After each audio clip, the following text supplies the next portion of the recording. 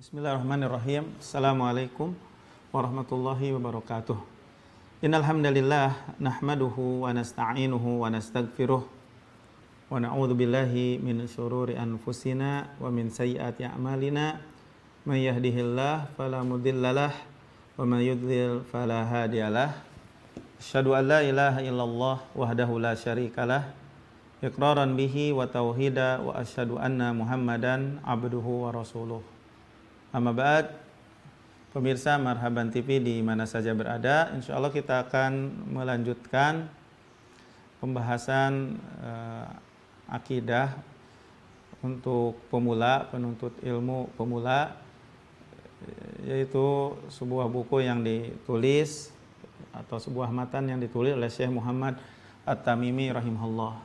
Kita telah menjelaskan di pertemuan pertama dan pertemuan kedua 4 masalah yang wajib diketahui dan 3 masalah yang wajib diketahui. Nah, di pertemuan yang ketiga Syekh berkata, ya, i'lam arsyadakallah li ta'atih annal hanifiyata millata Ibrahim an ta'budallaha wahdah mukhlishan lahuddin wa bidzalika amarallah jami'an nas wa khalaqahum laha kama qala ta'ala wa ma khalaqtul jinna wal insa illa liya'budun wa ma'na ya'budun yuwahhidun wa a'dhamu ma amarallahu bihi at-tauhid wa huwa ifradullahi bil ibadah wa a'dhamu ma naha anhu asy-syirk wa huwa da'watu ghairihi ma'ahu. Wad dalil qauluhu ta'ala wa'budullah wa la tusyriku bihi syai'a. Fa idza qila laka mal usulu ats-tsalatsah allati yajibu 'alal insani ma'rifatuha faqul ma'rifatul 'abdi rabbahu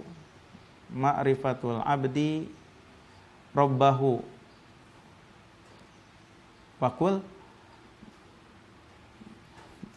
ma'rifatu al-'abdi Rabbahu wa dinahu wa nabiyahu Muhammadan sallallahu alaihi wasallam. Para pemirsa Marhaban TV di mana saja berada, ya, Syekh rahimahullah berkata, i'lam, ya, ketahuilah olehmu.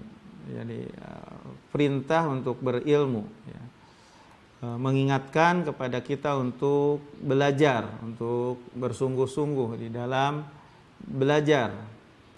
Ya, arsyadakallahu li ta'atih. Jadi semoga Allah Subhanahu wa taala membimbing Anda untuk mentaatinya. Ya, semoga Allah memudahkan Anda, semoga Allah membimbing Anda untuk mentaatinya. Ini merupakan kebiasaan Syekh, ya, kelembutan Syekh untuk mendoakan kepada para penuntut ilmu, kepada kita semuanya yang sedang melihat dan mendengarkan kajian ini. Ya. Annal hanifiyata millata Ibrahim. Bahwasanya Hanifiyah itu adalah agama Ibrahim. Dan agama Ibrahim anta'budallaha wahdah mukhlishan lahuddin adalah beribadah kepada Allah saja, ikhlas dalam melaksanakan agama. Jadi al-hanifiyah nisbah kepada Hanif. Al-hanifiyah adalah nisbah kepada Hanif. Dan Allah Subhanahu wa taala mensifati Nabi Ibrahim bahwasanya Nabi Ibrahim itu adalah Hanif, lurus. Inna Ibrahima kana ummatan qanitan lillahi hanifa. Sesungguhnya Nabi Ibrahim, sifat Nabi Ibrahim itu adalah ummah, yang selalu taat karena Allah, yang lurus, Hanif yang lurus. An-Nahl ayat 120. Di dalam sebuah hadis Rasulullah bersabda, bu'itstu bil hanifiyah. Aku diutus dengan hanifiyah, dengan al-hanifiyah yang mudah, as-samhah yang mudah. Ya. Jadi al-hanifiyah adalah agama Nabi Ibrahim, yaitu beribadah kepada Allah saja, ikhlas dalam melaksanakan agama. Ketahuilah olehmu, semoga Allah memberikan bimbingan kepada Anda untuk mentaatinya, bahwasanya Hanifiyah, nisbat kepada Hanif, lurus, yaitu agama Nabi Ibrahim. Ya, beribadah, jadi agama Nabi Ibrahim itu adalah beribadah kepada Allah saja, ikhlas di dalam melaksanakan agama. Kemudian Syekh berkata, wa bidzalika amarallah jami'an nas wa khalaqahum laha. Oleh karena itu Allah Subhanahu wa taala memerintahkan kepada semua manusia, dan Allah Subhanahu wa taala menciptakan mereka untuknya. Jadi memerintahkan manusia untuk ikhlas di dalam melaksanakan ibadah. Karena agama Hanifiyah, itu agama Nabi Ibrahim, itu adalah agama keikhlasan, yaitu beribadah kepada Allah saja, tidak menyekutukan kepada Allah, mengikhlaskan agama untuk Allah Subhanahu wa taala. Makanya Syekh berkata, oleh karena itu Allah memerintahkan kepada semua manusia, jadi kepada semua untuk ikhlas, untuk melaksanakan agama karena Allah.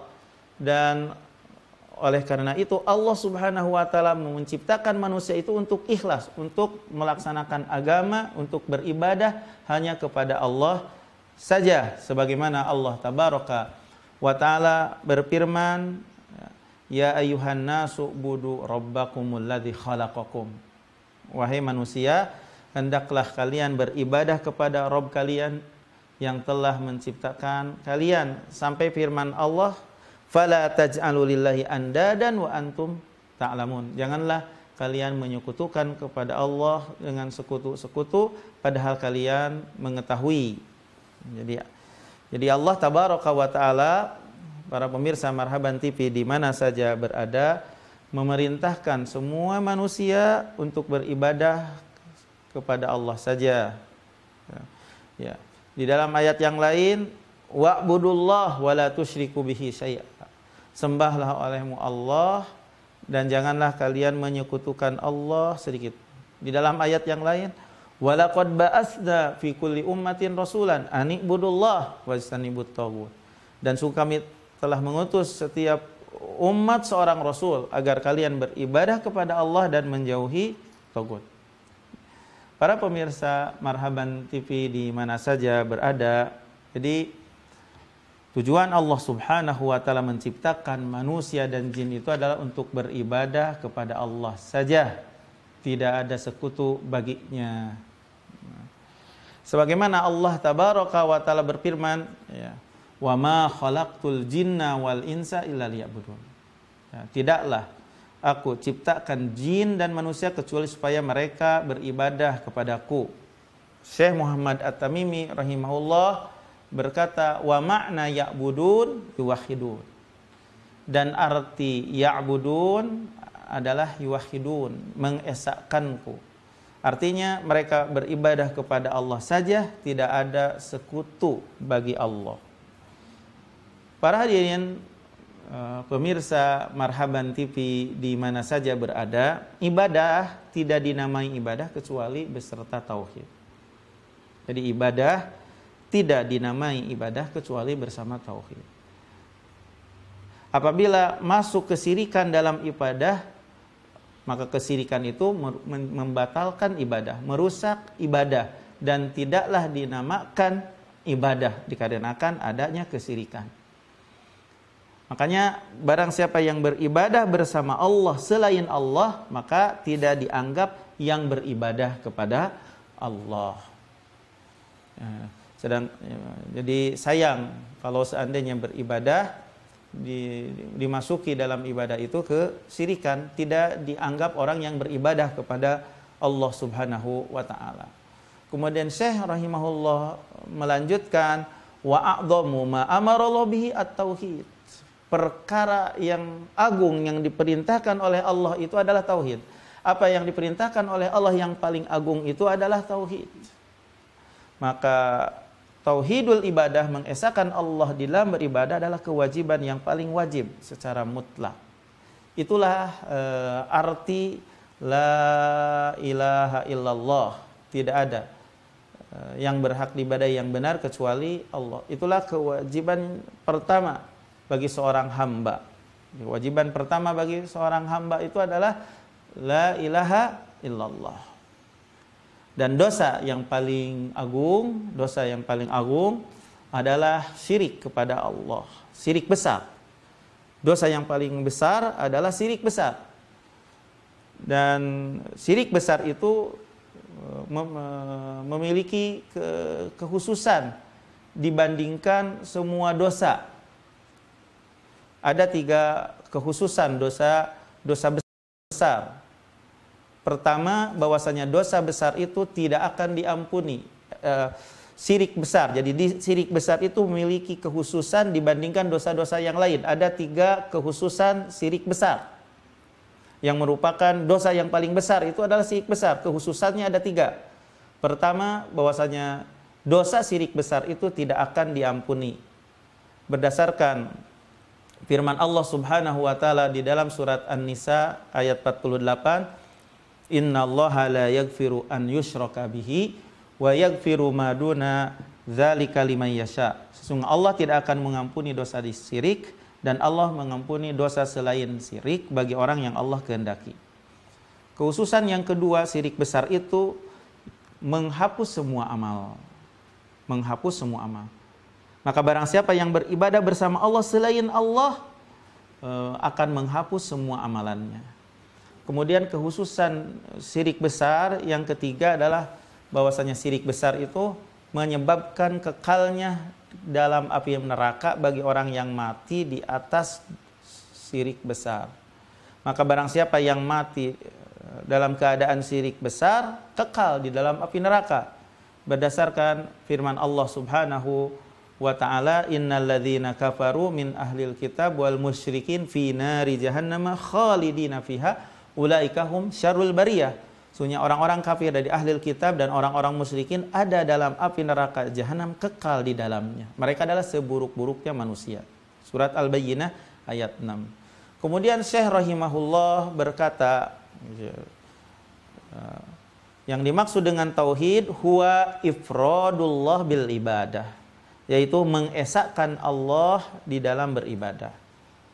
Yang dimaksud dengan tauhid itu adalah ifradullah bil ibadah, mengesahkan Allah di dalam ibadah. Wa a'dhamu ma nahaa anhu asyirik. Perkara yang dilarang oleh Allah yang paling besar itu adalah kesyirikan. Yang dimaksud dengan syirik huwa da'watu ghairi mahu, berdoa bersama Allah selain Allah, meminta bersama Allah kepada selain Allah, menjadikan sekutu bagi Allah, menjadikan sekutu bagi Allah. Ini merupakan dosa yang dilarang yang paling agung. Ya. Ibnu Mas'ud berkata, aku bertanya kepada Nabi sallallahu alaihi wasallam, dosa apakah yang paling besar di sisi Allah?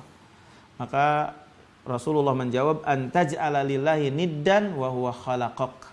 Anda menjadikan bagi Allah sekutu padahal Allah yang menciptakan Anda. Ya. Jadi tadi Syekh mengatakan bahwasanya perintah Allah yang paling besar, yang paling agung yang diperintahkan oleh Allah adalah tauhid. Dan yang dimaksud dengan tauhid adalah mengesahkan Allah dalam ibadah. Kemudian Syekh mengatakan bahwasanya apa yang dilarang oleh Allah yang paling besar adalah syirik. Dan yang dimaksud dengan syirik adalah meminta kepada selain Allah bersama Allah. Jadi menjadikan tandingan bagi Allah. Dalilnya, wad dalil kata Syekh, ada qauluhu ta'ala, firman Allah Ta'ala, wa'budullah wa la tusyriku bihi syai'a. Hendaklah kalian beribadah kepada Allah dan jangan menyekutukan kepada Allah sedikit pun.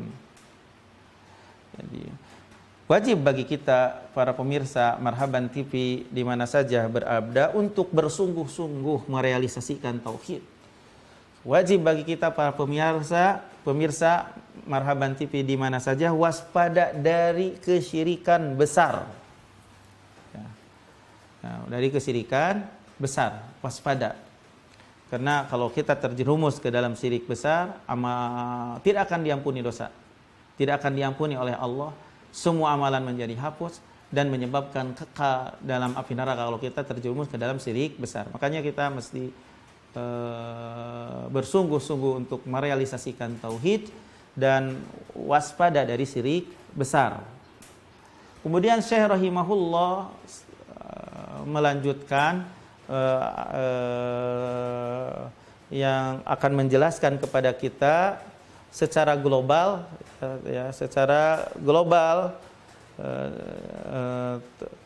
tentang masalah tiga landasan utama, yang karenanya matan ini diberi judul tiga landasan utama. Jadi setelah secara global, kemudian nanti akan dijelaskan oleh penulis tiga landasan utama secara rinci. Tapi sekarang akan dijelaskan secara global. Syekh rahimahullah dengan sistem tanya jawab, karena hal ini bisa memudahkan orang, yang belajar dengan sistem tanya jawab. Fa idza qila laka, apabila dikatakan kepada Anda, apabila ada yang bertanya kepada Anda, mal usul as-salasah, apakah tiga landasan allati yajibu 'alal insan, yang wajib bagi manusia ma'rifatwa untuk mengetahuinya, maka fakul, jawabannya adalah fakul, katakanlah olehmu, ma'rifatul abdi rabbahu, seorang hamba mengenal Rabbnya, wa dinahu wa nabiyahu Muhammadan sallallahu alaihi wasallam, agamanya dan nabinya Muhammad sallallahu alaihi wasallam. Ya. Ini merupakan tiga landasan utama pokok ilmu syar'i, atau pokok pengetahuan yang benar, atau pokok pengetahuan yang sahih, yang benar. Pokok yang pertama, landasan yang pertama adalah seorang hamba mengenal Rabbnya. Seorang hamba mengenal Rabbnya, bahwasanya Allah adalah yang menciptakan segala sesuatu, yang telah memberikan anugerah kepada hambanya dengan berbagai macam kenikmatan, yang mana Allah adalah satu-satunya yang berhak untuk beribadah, untuk diibadahi. Itu landasan yang pertama, seorang hamba mengenal Rabbnya. Landasan yang kedua, mengenal agama Islam, yang mana Allah Subhanahu wa Ta'ala mengutus Rasulnya dengan membawa agama Islam yang meliputi akidah dan hukum. Jadi agama Islam itu meliputi akidah dan hukum-hukum. Landasan yang ketiga, mengenal Nabi Sallallahu Alaihi Wasallam, bahwasanya Nabi itu seorang utusan dari sisi Allah kepada seluruh manusia, yang membawa petunjuk, yang membawa agama yang benar. Maka tiga landasan utama ini adalah tiga pokok yang akan ditanyakan kepada semua yang dikubur, kepada semua manusia yang sudah ada di dalam kuburannya. Itulah yang dimaksud dengan fitnah kubur. Sebagaimana dalam hadis Bara yang panjang, di dalam hadis Al-Bara, ya, hadisnya panjang, yang menceritakan tentang mencabut nyawa orang yang beriman dan mencabut nyawa orang yang kafir. Kalau orang yang beriman apabila diletakkan di kuburan itu, malaikat akan mendatanginya, lalu didudukkan, lalu ditanya tentang man rabbuk, siapa Rabbmu. Lalu kalau orang yang beriman itu bisa menjawabnya, Rabbku adalah Allah. Lalu kedua malaikat bertanya, apa agamamu? Maka orang yang beriman bisa menjawab, agamaku adalah Islam. Kemudian ditanya tentang Nabi, siapa laki-laki yang diutus kepada kalian? Maka orang yang beriman akan menjawab, adalah Rasulullah Sallallahu Alaihi Wasallam. Lalu seorang penyeru yang menyeru di langit menyeru dengan seruan bahwasanya hambaku telah benar, maka bentangkanlah baginya hamparan dari surga dan pakaikanlah kepadanya pakaian dari surga dan bukakan baginya pintu ke surga. Maka orang yang beriman akan mendapatkan nikmat kuburan, ya, akan diluaskan kuburannya sepanjang mata memandang. Berbeda dengan orang kafir, apabila diletakkan di kuburannya, datang dua malaikat, didudukkan dan bertanya kepadanya. Ketika ditanya siapa Rabbmu, tidak tahu. La adri. Apa agamamu? La adri. Ketika ditanya tentang Rasul, siapa laki-laki yang diutus kepadamu, tidak tahu juga. La adri. Sehingga diserulah dengan suruhan dari langit tentang hamba tersebut telah dusta, dan bentangkanlah bentangan dari api neraka, dan pakaikanlah kepadanya pakaian dari api neraka, dan bukalah baginya pintu ke neraka, dan kuburannya itu disempitkan. Maka orang kafir akan mendapatkan siksaan di dalam kuburan, Ini tiga pertanyaan ya. Tiga pertanyaan secara global ya. Penyebab ditulisnya buku ini ya. Kenapa buku ini ditulis dinamai dengan tiga landasan utama, yaitu mengenal Rabb, mengenal agama Islam, mengenal Nabi Shallallahu Alaihi Wasallam. Maka Syekh menjelaskannya pokok-pokok ini, tiga pokok ini secara global, dan nanti Syekh akan menjelaskannya satu persatu secara terperinci dengan sistem tanya jawab, dan sistem cara tanya jawab itu cara yang bisa mudah untuk dipahami. Insyaallah akan kita lanjutkan penjelasan tentang tiga landasan utama secara terperinci pada pertemuan berikutnya. Mudah-mudahan apa yang kita baca pada pertemuan kali ini bisa dipahami dan bisa bermanfaat. Jika ada hal yang keliru dari kesalahan saya sendiri, sedangkan yang benarnya dari Allah Subhanahu wa taala. Wa sallallahu ala nabiyyina Muhammad. Subhanakallahumma wa bihamdika asyhadu an la ilaha illa anta astaghfiruka wa atubu ilaik. Wassalamu alaikum warahmatullahi wabarakatuh.